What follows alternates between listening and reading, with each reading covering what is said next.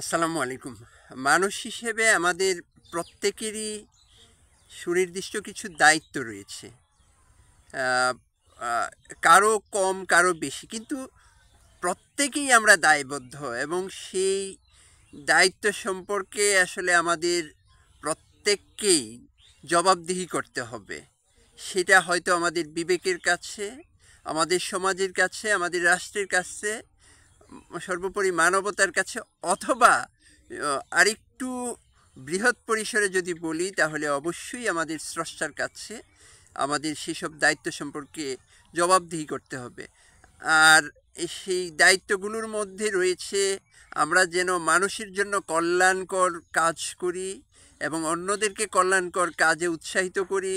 অন্যায় অপরাধকে আমরা যেন বাধা দেই, ন্যায়ের জন্য যেন মানুষকে আহ্বান করি, জুলুম অত্যাচার থেকে যেন নিজেরা বিরত থাকি এবং অন্যকেও বিরত রাখি।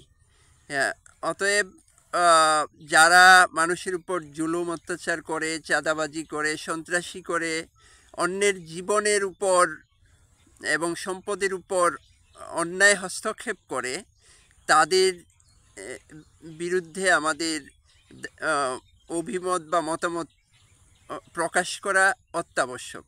অন্যথায় আমরা আমাদের যে জবাবদিহিতা, সেই জবাবদিহিতার জায়গাটুকু স্পষ্টতই হারাচ্ছি। অতএব আমাদের উচিত কোনো মানুষ যেন নির্যাতিত, নিপীড়িত না হয়। মানুষ অপরাধ করলে, অন্যায় করলে তার শাস্তি তাকে পেতেই হয়, এটাই স্বাভাবিক। কিন্তু আমরা যেন কখনো কোনো অন্যায় অপরাধে জড়িত না হই, দেশের ক্ষতি না করি, দেশের সম্পদ বিদেশে পাচার না করি।